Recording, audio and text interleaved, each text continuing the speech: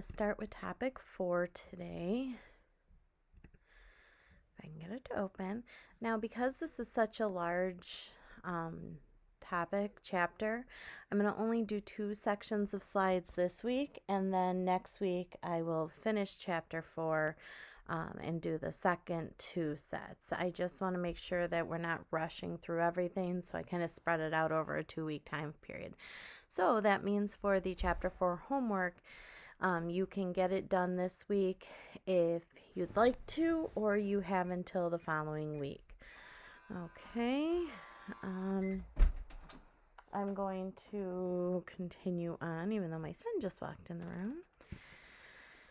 Okay, so this chapter is on dealing with our emotions. And actually, this homework assignment is one I want to start with that. Just recording a video. Go ahead. Sorry about that. So the homework for this chapter, it is one of those homework assignments that you can sit down, you can fill out in probably 10-15 minutes. It'll be done, you'll get credit for it, and you'll go on with your life. But it's also one of those that if you take a little bit extra time and you really put some thought and consideration into how you answer the questions, you're very likely to learn some things about yourself that you weren't even aware of and how you deal with your emotions. So part of the assignment asks for how do you react to certain emotions? And we tend to make assumptions that when we experience certain emotions, we're going to respond in certain ways. So when we're sad, we're going to cry or we're going to feel melancholy. But for some people, when we're angry, instead of feeling, loud or lashing out or getting red, for some people, they may cry. And if you're the type of person that when you cry, when you're angry, then people may assume that you're weak or sensitive or soft and not take you as seriously. And this can actually make the anger worse and more frustrated. So it's one of those assignments that if you just pause and really give some consideration to, you may realize that sometimes your emotional response may not match the emotion necessarily, and you may learn some stuff about yourself. So going on, what are emotions? For this discussion, the term emotions and feelings are interchangeable. So when I'm talking about emotions, I'm talking about feelings. They mean the same thing. Sometimes, or if you take a more intense like psychology type class, they may differentiate between the two, but for our situation, we're not. Emotions are complex. They affect us in many different ways. They affect us physiological or physically in our internal changes. They affect us behaviorally, cognitively, and motivationally. So I'm going to go through what each of those means. The physical changes, our emotions can be very strong or intense, or even mild emotions can impact us physically. So if you've ever experienced depression, you know that along with the emotional side of depression, there can be a physical side as well. So you can feel it almost as though you have the flu. Your body can ache, you can have headaches, overly tired. And this is true for other emotions as well. So if you've ever been extremely angry or had a fight with somebody, and then afterward you literally feel like you've been physically beat up after you've come down from that anger, that's the physical response that we're having to anger situations. Or if you've ever had a good cry and then afterwards you get a headache, those are all ways that our emotions can affect us physically. Behavioral expressions, these are things that we can't control and we can't change, but they affect us physically, but there are ways that we can see them on the outside. So for example, if you are a blusher, so if somebody says something that embarrasses you, or if you're put on the spot with something, if a teacher calls on you and you weren't prepared and you start blushing, all of these are behavioral responses. If you have to give a presentation in class and your voice starts shaking or your hands start shaking, again, these are behavioral expressions. Cognitive interpretation. anytime you hear the word cognitive, it has to do with thinking, thoughts, our mind, our brain.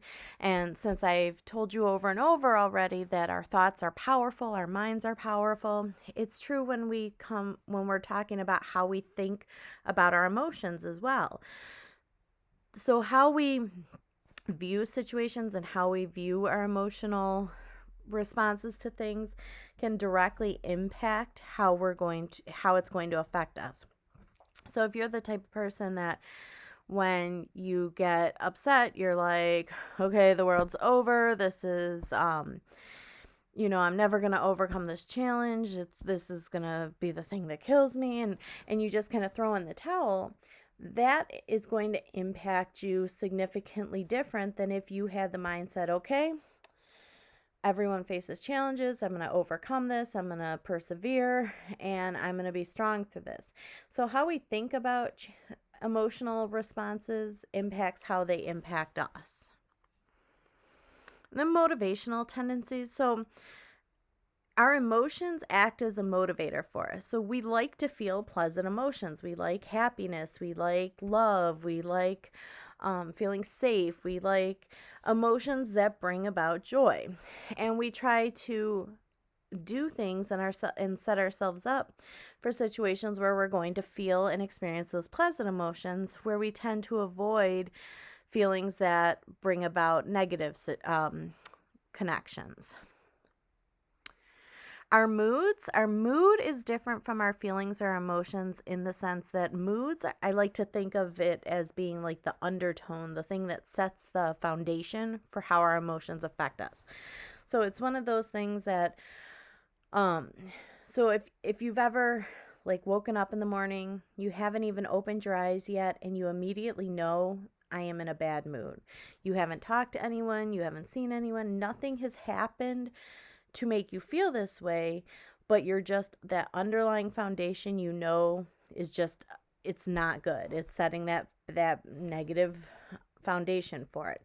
So in a situation like this, we tend to use people's moods, and people use our mood to guide interactions with us sometimes. So if you work at Tim Hortons and you've been taking on a lot of extra work, and you've been filling in for people, and you think you deserve a raise, and you go in with the plan of talking to your boss about getting a raise, and your boss comes storming in the building, slams the door, and says, I'll be in my office, don't bother me, then are you going to be likely to want to address him about this, or her about this raise today? Or are you going to maybe say, you know what? They don't seem like they're in a very good mood today. I think I'm going to hold off until another day. And then maybe a few days later when they come in, they're like, sorry about the other day. I was under a lot of stress. If you need anything, just let me know. And then you're thinking in your head, okay, today's mood is much better. Now would be a better chance I would have at getting what I want. So we tend to use moods to help guide our interactions with people. Okay, you can just read through this. This is pretty self-explanatory. Fear is one of the most impactful emotions that we have, but sometimes we don't even recognize that fear is what is guiding us. And there's different types of fear. There's fear of physical danger, and this is what we tend to think of when we think of fear. So it's that hair standing on the back of your neck. It's that somebody's jumping out of nowhere. It's that sound in the middle of the night type of, where we go on to like a physical alert where we're ready to like fight or flight type of situation. But the one that impacts us most often is fear of rejection. And oftentimes I get students that say, I don't care. I don't fear rejection. If somebody doesn't like me, whatever, it's their loss. And that's a great mindset to have, except it's not always true. So you may not necessarily fear rejection of somebody, like say in a romantic sense, but maybe after you're done going to college and you've spent all this time and money and energy, you go and apply for your dream job. And you do the whole interview process, and then it comes time to wait for the answer from the people that interviewed you, and you're sitting there on pins and needles questioning if you did good enough in that interview, and that is fear of rejection. And then fear of personal failure, and oftentimes this is overlooked, but a lot of people put more pressure on themselves than other people do. And this need to be perfect. And when we fail ourselves, that can cause a lot of emotional upset. Anxiety can range in severity. So there is facilitative anxiety, which means that it is mild and it actually helps motivate us. So if you're the type of person that waits until the last minute to write a paper because you work best under pressure, that is facilitative preparation anxiety. It's a mild form, and it's like you need that little bit of fire under you to do your best work. But then it can get worse, and it can cause worry, sleeping issues, eating issues, and when it starts impacting your quality of life, that's when anxiety goes to the other end, where it's no longer a happy or facilitative emotion. It's now debilitative. Okay, I'm gonna go on to the second set. Anger. So anger is something that we all experience, but again, the intensity of it can range. So a little bit of anger here and there are things that help motivate us, drive us to want to make changes, want to keep ourselves safe, protect ourselves, but it can get to the point of where it starts impacting your quality of life. You're so angry all the time that it's to the point of hate or rage or resentment, which can last a long time.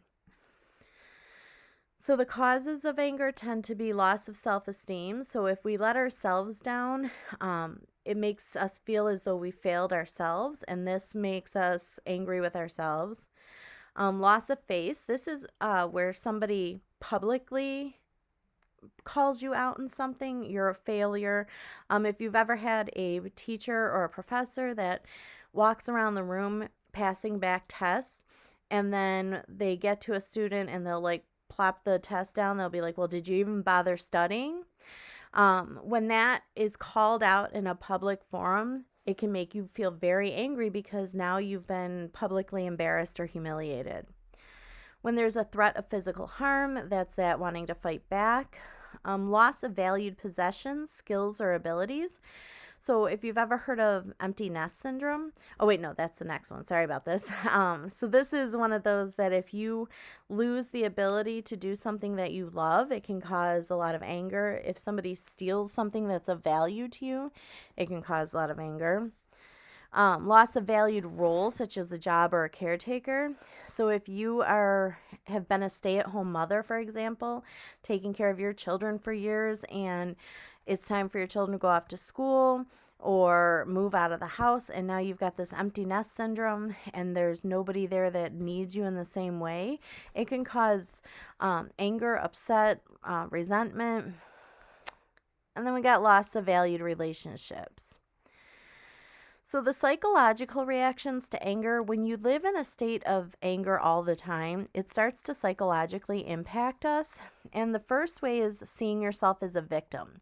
So when you get to the point where you start really blaming the world for everything that's wrong with your life and it's holding you back from moving forward, that is a really dangerous point.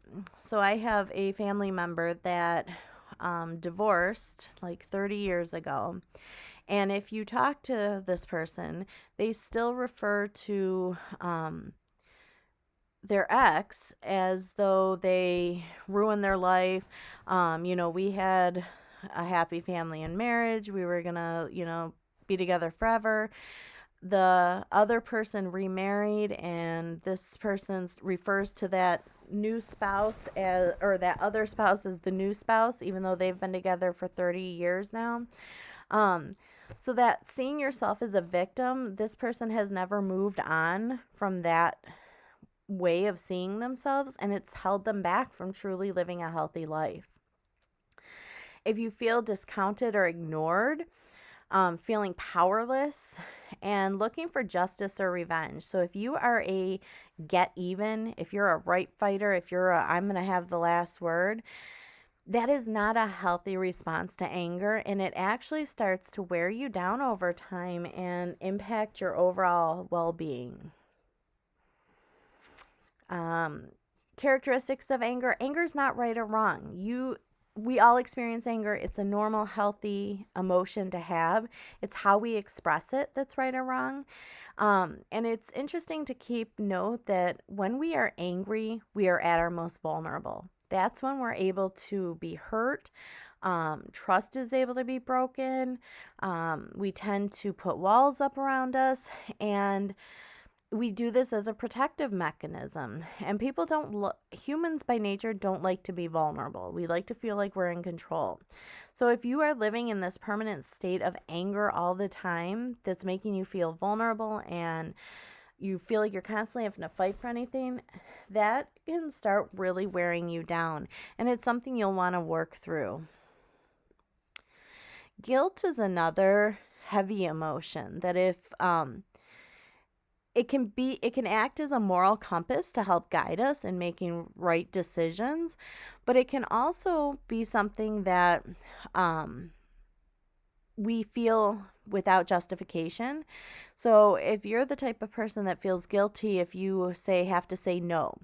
So your mother needs a ride to work because her car broke, but you have school and you know that you have to be in class, and so you have to say no, and you feel this overwhelming guilt because you have to say no to somebody you love, even though you know that school has to be a priority. Well, that's guilt that, it's not really justifiable. You're having to prioritize, and sometimes that means saying no, so that's okay. So guilt can be excessive or unjustified and impact our enjoyment of life.